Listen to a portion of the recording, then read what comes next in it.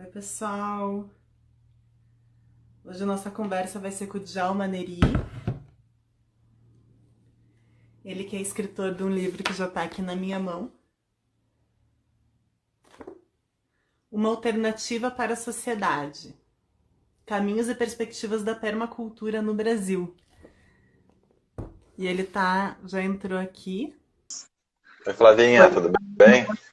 Primeiro, agradecer muito a tua presença aqui, Djalma. Bem feliz com Valeu. esse nosso encontro, mesmo que virtual, né?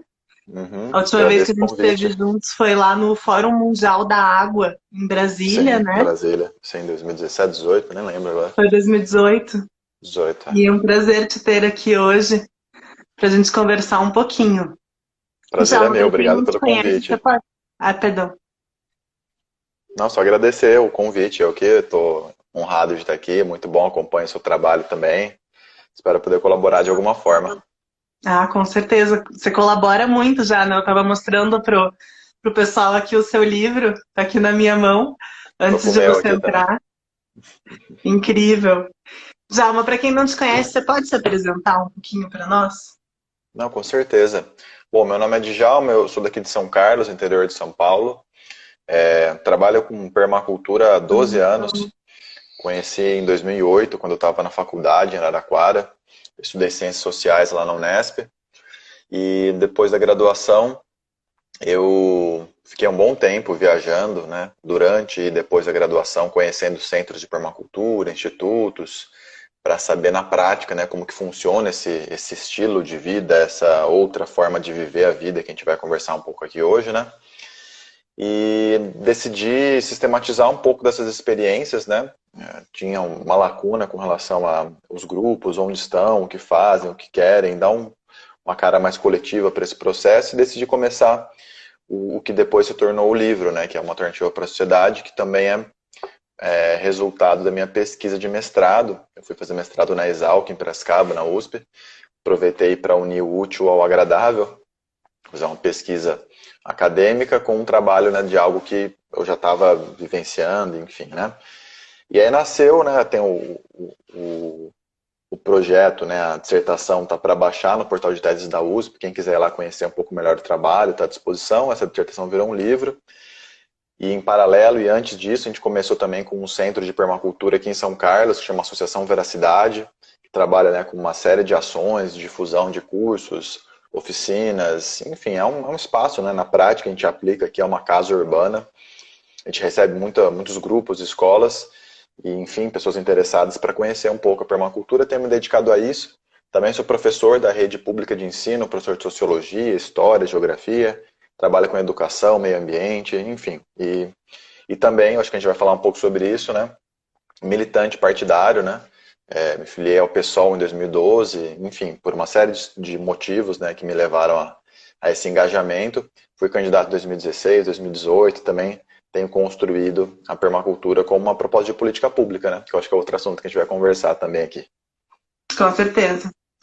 Então, Djalma, você trouxe, né, você tem bastante conhecimento, né? Eu não sabia que teu trabalho de conclusão de curso tinha sido relacionado à permacultura, então muito legal saber. E vou tentar trazer um pouquinho essa perspectiva histórica da permacultura, que ela nasceu como uma síntese, né, Djalma, do conhecimento tradicional, ancestral, que a humanidade já vem produzindo há milhares de anos, unindo o conhecimento científico, né? Ela nasceu lá na Austrália por dois australianos, Bill Mollison e o David Holmgren. E teve uma frase do Bill Mollison que eu li uma vez e nunca esqueci, que ele dizia assim, que a permacultura é o designer para tornar qualquer ambiente humano sustentável. Foi lá, acho que em 1991, mais ou menos, que ele falou isso. E a permacultura, inicialmente, lá final da década de 70, eu acho, né, Djalma, é isso? Isso, perfeito, exatamente. Uhum. Então a permacultura, ela depois até o David Holmgren, ele sintetizou aquilo na flor da permacultura, né? Que no centro está o cuidado com as pessoas, o cuidado com o planeta, a partilha justa, e disso tem vários princípios, né, Djalma? Lá vou citar alguns, o evitar desperdício, observar a natureza para depois interagir. São 12, né? Uhum. captar e armazenar energia, dentre vários outros. Mas a permacultura também é algo muito prático, né, Uhum. Djalma? Daí, por isso que eu Perfeito. queria perguntar para você, o que que é permacultura para você? Uhum.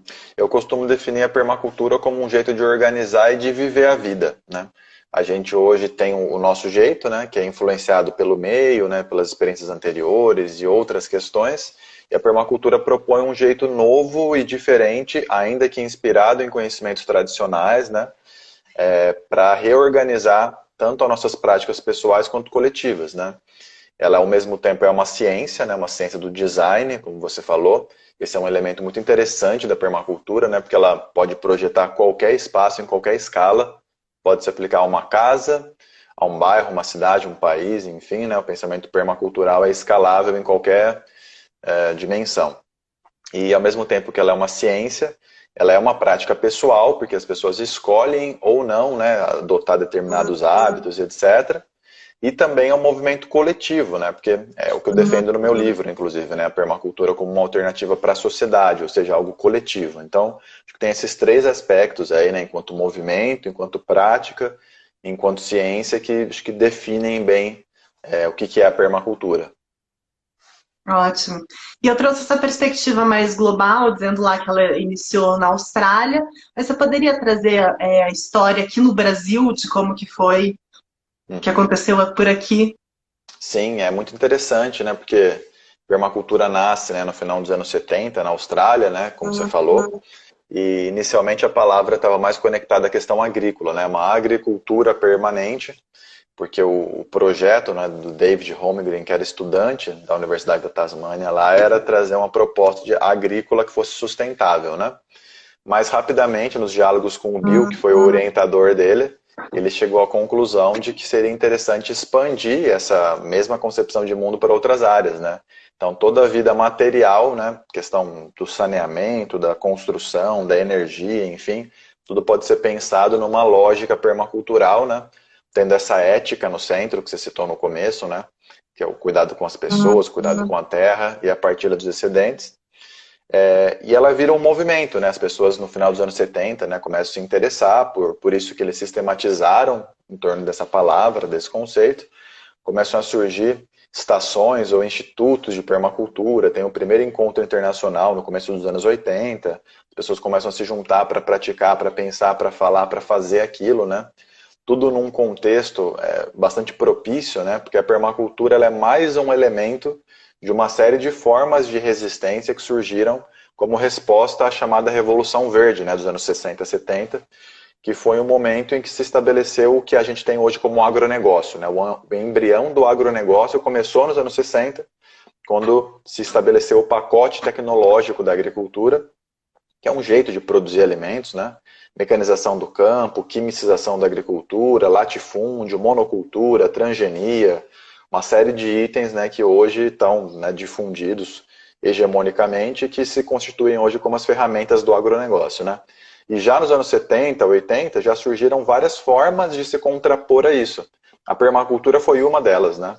Você tinha outras formas de agricultura natural, agricultura biológica, biodinâmica, Fukuoka, enfim, muitas outras vertentes, todas numa perspectiva muito parecida de se contrapor àquele modelo. E a permacultura se espalha pelo mundo e chega no Brasil nos anos 90. O Brasil, que é um país extremamente agrário, né, onde a questão fundiária é fundamental, não dá para entender o Brasil sem fazer um debate fundiário, um debate da questão agrária e também da questão agrícola por si só. Então ela tem um potencial, né, não só pelas questões, né, climáticas e, enfim, produtivas, mas por tudo que a gente viu se desenrolar nos outros anos, né, nos anos seguintes. Quem veio primeiro dar um curso aqui de permacultura, um PDC, como a gente chama, né, que é basicamente um curso que garante assim as principais áreas aí, né, um curso de introdução à permacultura, digamos assim, né, para quem quer começar a mergulhar nesse universo, foi o próprio Bill Mollison. Eu conheci o rapaz que foi convidar ele na Austrália, inclusive, o rapaz do Rio Grande do Sul, Ananda, não sei o nome originário dele, enfim.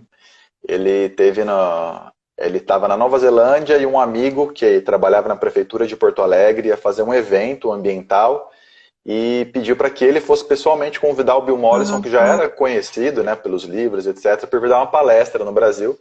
Ele foi até a casa do Bill Mollison pessoalmente, e chegando lá, o Bill falou que só toparia se fosse para dar um curso de 10 dias, não iria para dar uma palestra no Brasil, isso no começo dos anos 90. Aí eles acertaram, o Bill topou, foi, ele veio, né, junto com outras pessoas também. Eles deram o primeiro PDC próximo ali de Porto Alegre, numa cidade chamada Viamão, um horto municipal, e ali se formou um primeiro grupo, né? Várias pessoas que depois se tornaram expoentes da permacultura, né?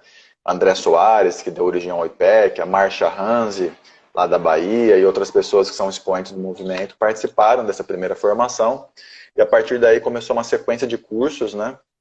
Começaram a proposta dos primeiros institutos.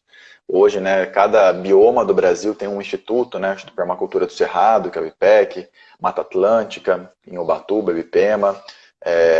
A Adriana Galbiati começou um trabalho no Mato Grosso do Sul, ali na região do Pantanal. Os Pampas com o João Roquete. Enfim, né, cada representante foi ocupando um espaço aí, começando um trabalho, disseminando a permacultura através de cursos e atividades. Surgiram as estações, o movimento foi crescendo, enfim, dos anos 90 para cá, tem várias fases. Eu tentei fazer uma historiografia da permacultura no meu livro, um dos capítulos do livro é sobre isso. E aí, enfim, aí várias coisas aconteceram, e a gente está hoje num momento de centenas de institutos, estações, grupos, né, começando a ter entrada no mundo acadêmico, né, você tem professores universitários oferecendo disciplinas de permacultura, né. Em Santa Catarina, né, em Florianópolis, tem o professor Arthur Nani, que começou basicamente a dar um PDC na UFSC, né, num formato modular. Outros que foram, né, enfim, várias entradas da permacultura através de movimentos sociais, e estamos num processo, né? Então, basicamente, resumindo, é isso aí. Muito legal.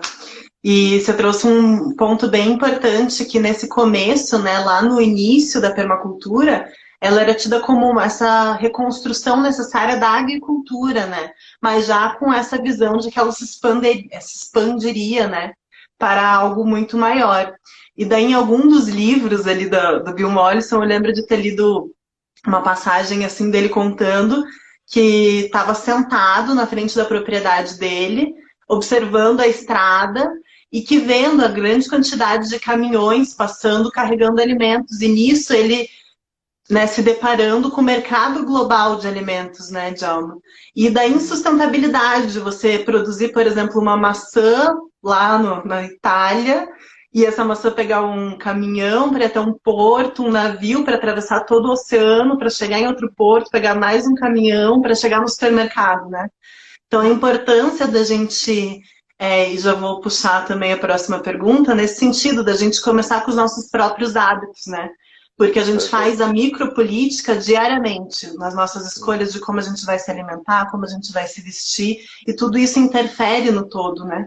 Então, se eu estou escolhendo, por exemplo, consumir na minha cozinha um azeite, um óleo transgênico, de milho transgênico, eu estou financiando, sim, o monocultivo, tirar, né, floresta para produzir milho transgênico. Agora, se eu estou consumindo um produto agroflorestal, algum produto da agricultura familiar, eu também estou, né, financiando isso que eu quero que aconteça no mundo, né? Então, nossas escolhas diárias, elas são muito importantes. Então, queria te perguntar em relação a isso, o que as pessoas podem fazer no seu dia a dia para que dentro da permacultura seja, assim, exemplos práticos que elas possam tomar e que você, por exemplo, pratica aí na sua casa? Consumir é um ato político e comer é um ato agrícola, né? Então, a conexão das coisas é muito importante para a gente não perder esse fio da meada, né? Agora, de fato, você tem uma limitação muito grande que é imposta, muitas vezes, né? Para as pessoas que não têm acesso a um consumo de qualidade, né? Até porque o mercado orgânico muitas vezes é elitizado, né? Se aproveita, né, de uma baixa demanda para extrapolar os preços, etc.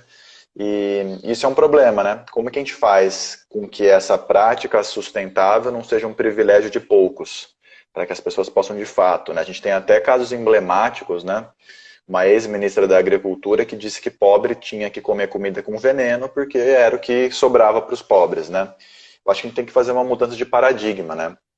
A questão ambiental, ela já foi sendo cooptada, né, absorvida, disputada, né, para o lado mercadológico desde o surgimento dela, nos anos 60, 70, né, quando ela nasce como uma força de contraposição ao estabelecido, ao hegemônico, né, porque, na verdade, ela era uma crítica a, basicamente, o poder estabelecido em qualquer dos blocos mundiais estabelecidos nos anos 50, 60 e 70, né, quando a ecologia nasce como uma força política, ela faz uma crítica à hiperindustrialização do mundo, né?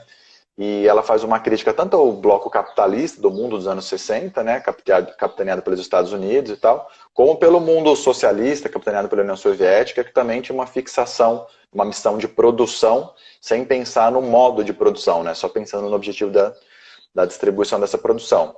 Agora, eu acho que primeiro é fazer essa crítica paradigmática, né? Como que a gente pensa um modelo de produção que seja sustentável e acessível para todos e todas. Até porque produzir comida orgânica não deveria ser mais caro, deveria ser mais barato, né, do que o alimento cheio de agrotóxicos, venenos e outros produtos, né, que muitas vezes o pequeno agricultor é obrigado a comprar para ter competitividade no mercado, para ter acesso a financiamento. Muitos bancos obrigam os produtores a apresentarem laudo agronômico de compra de agrotóxico para liberar crédito, financiamento. Então você vincula o acesso ao crédito ao uso de pesticidas, venenos e agrotóxicos. Então você cria uma espiral, né? O cara não consegue produzir sem veneno, senão não tem acesso a crédito. Se chega no mercado muito caro, a pessoa que não tem dinheiro não consegue comprar o alimento orgânico. Então acho que o problema sistêmico, para começar a conversa, é esse, assim, né? Mudar esse paradigma e começar a pensar que esses hábitos precisam ser acessíveis para todos e todas, né? Agora, tem muita coisa que dá para fazer em casa, né? Claro que você tem uma série de limitações estruturais, no espaço urbano especialmente, né? Você tem 80% da população urbana mora em áreas urbanas no nosso país hoje, né? Ou seja, um espaço muito relevante. Quase metade da população não tem acesso a saneamento, né? Então tem problemas estruturais gravíssimos a serem resolvidos no nosso país. E a permacultura ela traz algumas sugestões, algumas propostas, né? Umas mais factíveis que outras e tal, mas entre elas, né, a prática da agricultura urbana, eu acho que qualquer pedaço, qualquer metro quadrado pode produzir, ainda que não seja, né, os cereais e os grãos que você come todos os dias, algum tempero, alguma coisa que complemente a sua alimentação. A prática da compostagem, né, uma maneira de transformar o resíduo em algo benéfico, né, em algo útil, né, que você não vai deixar de onerar ali um sistema que vai transportar um resíduo para um aterro sanitário. A prática do saneamento ecológico, né, você tem uma série de técnicas, né. A permacultura é interessante porque ela alia tanto essa questão mais ampla com a questão técnica também, né, então ela traz sugestões concretas, tem muita coisa, né, de acordo com o contexto. Aqui mesmo a gente sempre recebe as pessoas e se alguém sair daqui estimulado a fazer alguma das coisas que viu aqui, porque aqui a gente tem um sistema bem completo, né? Temos captação de água de chuva, geração de energia solar, a horta, banheiro seco, galinha, enfim, tem um monte de coisa. Agora, se uma coisa for útil e couber no contexto de alguém que vê aqui, tá ótimo, né? Acho que é isso. Maravilhoso. Contar que aqui também a gente, claro, tá sempre... Acho que você se tornar sustentável é algo ilusório, né? Mas acho que são degraus que a gente pode ir subindo, né, Djalma? E cada vez dando um passinho a mais para a gente diminuir o nosso impacto, nossa pegada ecológica, né? E aqui em casa também, então a gente faz algumas práticas, estamos captando água da chuva, a gente fez um sistema com vários filtros, então a gente joga a água da chuva na caixa d'água que abastece o sistema da casa inteira. A gente tem galinha também, fazemos compostagem de vários tipos, tenho tanto uma mecânica quanto a própria UMI, que é o minhocário, né? Então temos horta, produzimos também algumas coisas, algumas culturas de base, então a gente está produzindo mandioca, milho, então coisas que vão somando, né? E você trouxe esse aspecto da alimentação orgânica, que não deveria, né, ser mais cara, mas que por uma questão de mercado virou elitizada. E daí, nesse aspecto, eu gosto muito do CSA, da Comunidade que Sustenta a Agricultura. Então, desde 2015, os meus alimentos vêm de um agricultor em especial. Então, o CSL faz essa conexão, né, entre as pessoas que querem consumir os alimentos orgânicos e um grupo de produtores locais. Isso tira os intermediários, né? Então, por exemplo, está variando de, acho que, 100 a 150 reais, porque são vários grupos que estão na cidade. Mas 150 reais para receber alimentos todas as semanas na minha casa. Então, um alimento orgânico, agroecológico, que eu sei que é produzido em harmonia com a natureza, né? Então, acho que essa é uma ferramenta que, nossa, eu super acredito, assim, e que acho que as pessoas também podem procurar grupos, né? Tem em vários lugares, eu sei que tem em São Paulo, aqui em Curitiba são vários grupos também, que estão sendo coprodutores, né? Então, além de você receber esse alimento, você também vai, né? Claro, agora com a pandemia as pessoas não estão indo, mas o objetivo é que as pessoas vão para o campo, entendam a lógica da produção de alimento, conheçam, né? De onde o seu alimento está vindo e também participem desse processo. Perfeito. Eu acho que essa é uma... Em 2013 a gente fundou uma CSA aqui em São Carlos também, e é bem essa a ideia, assim, né? Você tirar esse intermediário que muitas vezes se apropria da maior parte ali do recurso financeiro gerado por aquilo. Você tem um produtor que muitas vezes vende um pé de alface a 10 centavos, um consumidor que paga 3 reais no alface orgânico e um intermediário que fica com 2 reais nesse processo todo aí. É claro que existe um trabalho colocado aí, mas é desproporcional, né? Então, acho que aproximar produtores e consumidores é algo interessante, né, para romper com essa lógica mercadológica, né, de hipervalorização das coisas, assim. Fundamental, né? E daí a gente trouxe essa perspectiva, né, Djalma, de que a gente, claro, começa com a gente mesmo, com os nossos hábitos dentro de casa, né? Você trouxe a questão da compostagem, então a gente pode reduzir mais da metade da emissão de resíduo que a gente manda, por exemplo, para aterro sanitário, só compostando os nossos resíduos orgânicos. Então, são várias práticas que a gente pode e deve implementar no nosso dia a dia, começar com a gente, né?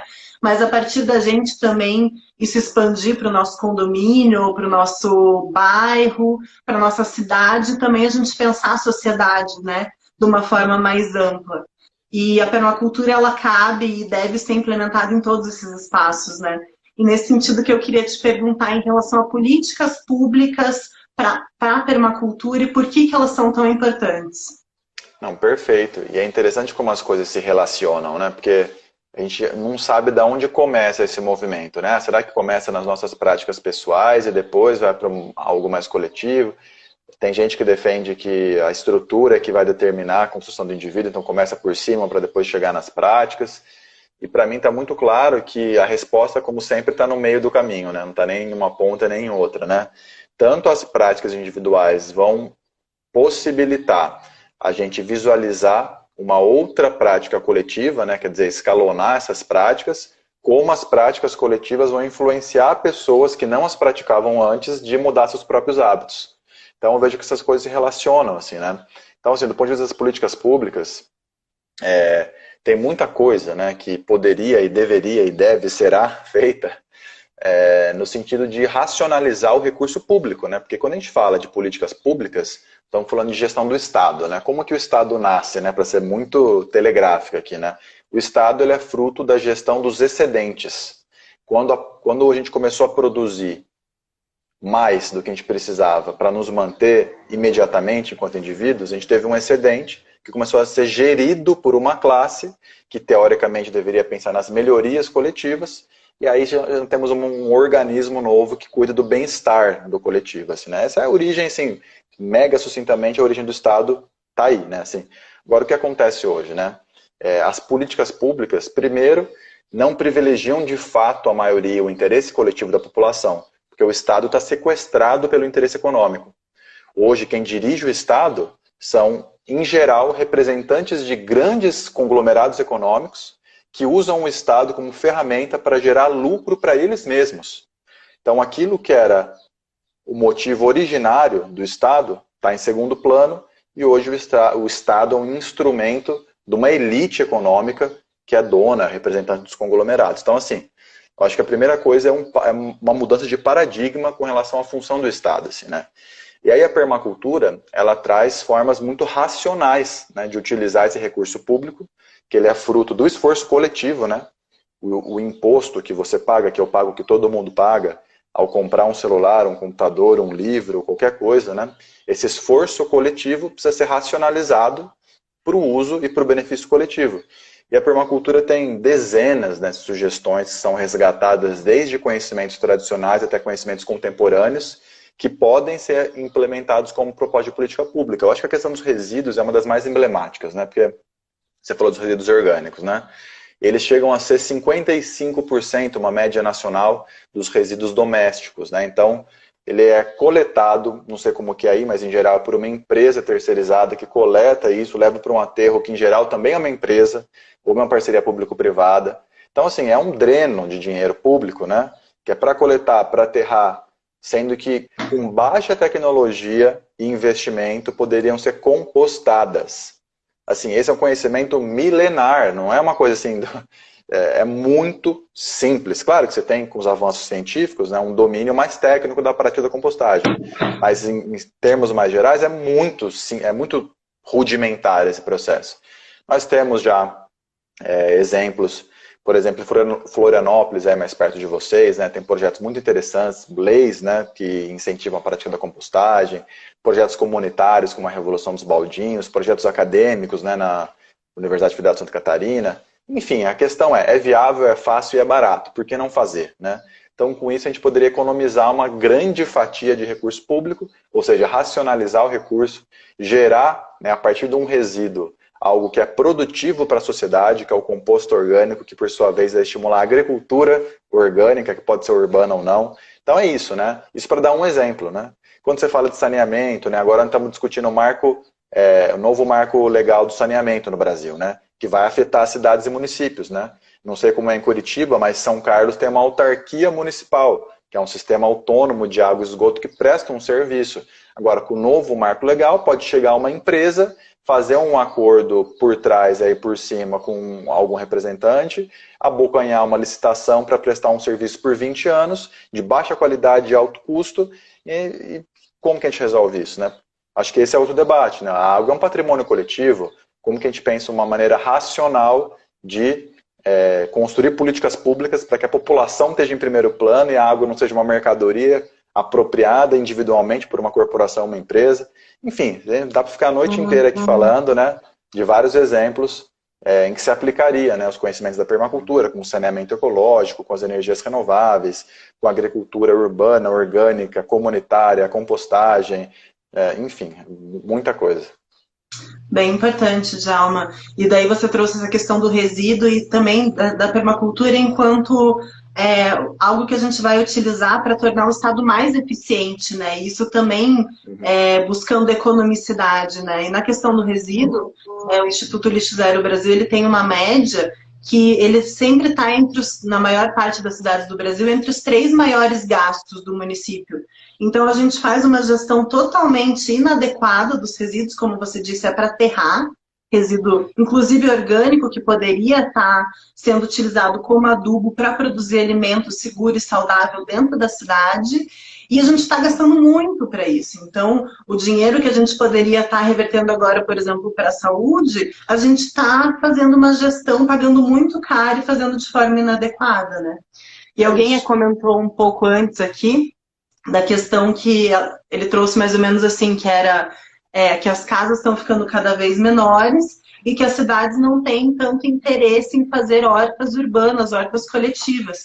E esse é um grande sonho, acho que não só meu, como de várias pessoas, tanto em Curitiba quanto em vários lugares, de, por exemplo, ter agroflorestas urbanas, ter pomares urbanos, ter hortas comunitárias, né? Então, por exemplo, na horta comunitária você resolve várias coisas, né, na verdade, mas 2 delas bem fundamentais, que é produção de alimento seguro e saudável e destinação desse resíduo orgânico, né? Por que não as pessoas se juntarem para fazerem uma compostagem, como você disse, é um método milenar, não é algo que a gente está inventando agora, não, a humanidade já descobriu isso há muito tempo, né? E a gente se desconectou dessa prática, que é uma prática fundamental para enriquecer o solo e para produzir mais alimentos, né? Então, essa Perfeito. também, né, é uma política pública que a gente pode dizer que está dentro aí do campo da Claro. permacultura, que é produzir alimento, né, produzir pelo menos uma parte do seu próprio alimento, e que tem um resultado significativo, né? Eu estava vendo várias cidades no mundo, agora, no pós-pandemia, Uhum. investindo em agricultura urbana. Investindo, por exemplo, Paris, lá vai ter a maior horta em terraços do mundo. Então, vários terraços verdes, igual a gente tem aqui em Curitiba, um exemplo maravilhoso, que se chama Sim. exatamente isso, terraço verde. Um lugar que composta resíduos orgânicos e que produz também, né, alimentos em cima do prédio. Uhum. E esses são alguns exemplos, né, Djalma, mas você trouxe também a captação da água da chuva. Isso tem que ser Uhum. incentivado enquanto política pública, a captação de energia solar. Então, as ferramentas são todas postas, né, Djalma? A gente Uhum. precisa direcionar os esforços para Uhum. que esse tipo de ferramenta e de tecnologia seja amplamente utilizada pela população, né? Perfeito, perfeito. É isso, né? Assim, a cidade em si, o modelo de cidade, ela é consequência de uma disputa, né, em curso. Então, a cidade, inclusive, é outra grande cisão estranha, né? A cidade só nasce porque os seres humanos descobrem, digamos assim, né, a agricultura e a pecuária lá na beira do Rio Tigre com Eufrates, né? Há 7 a 12 mil anos atrás, basicamente, e hoje em dia, né, a cidade expulsou a agricultura do seu espaço. Você tem o espaço rural, o espaço urbano totalmente cindidos, né? O espaço urbano com muitos lotes ociosos em prol da especulação imobiliária, né? Quer dizer, só em São Carlos, né, eu tenho os dados aqui de cabeça, nós temos terrenos ociosos entre públicos e privados. Esses terrenos facilmente poderiam se converter em pontos ou de compostagem ou de agricultura urbana. Seria assim um benefício imenso em diversos aspectos, né? Para toda a população, né? Mas não, né? Existe essa supremacia do interesse, né, da especulação imobiliária em detrimento dessa racionalidade do uso. Isso porque nós temos um marco jurídico que é bastante sólido, que se chama Constituição Federal, que prevê, né, o uso, né, do terreno urbano, né, como uma obrigatoriedade, né, quer dizer, existe uma função social do terreno urbano, e essa função Uhum. social simplesmente não é cumprida. E agora nós temos um marco jurídico, né, para isso. Nós sabemos que dá e sabemos como fazer. A questão é como. Como transformar isso em realidade? Né? Qual que é o próximo passo que a gente precisa dar para viabilizar aquilo que já deveria acontecer, que está na letra da lei? Né? Uhum. Verdade, trouxe um aspecto muito importante da função social da propriedade.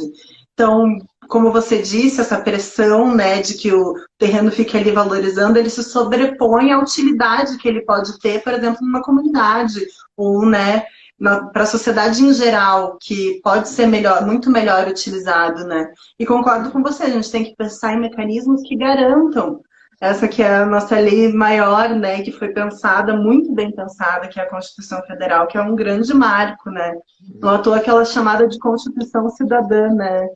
Djalma? Então, acho que vale sim a gente pensar em políticas públicas para implementar esse tipo de dispositivo. E é exatamente nesse sentido que a gente está trazendo aqui. Então, por exemplo, incentivar que os terrenos baldios se tornem hortas urbanas, se tornem pátios de compostagem, e assim a gente tem um benefício que não é só para aquela pessoa dona do terreno, mas que seja para toda a sociedade, né?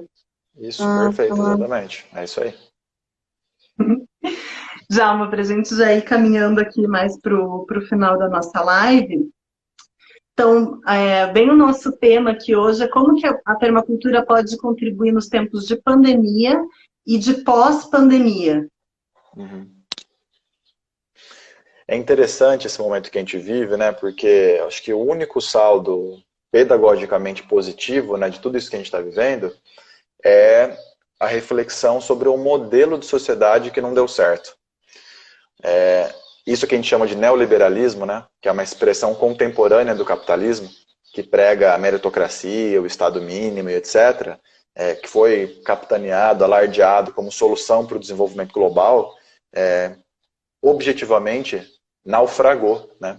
Os países que estão pior respondendo à crise de saúde que a gente vive são justamente aqueles que mais seguiram a cartilha neoliberal. Né?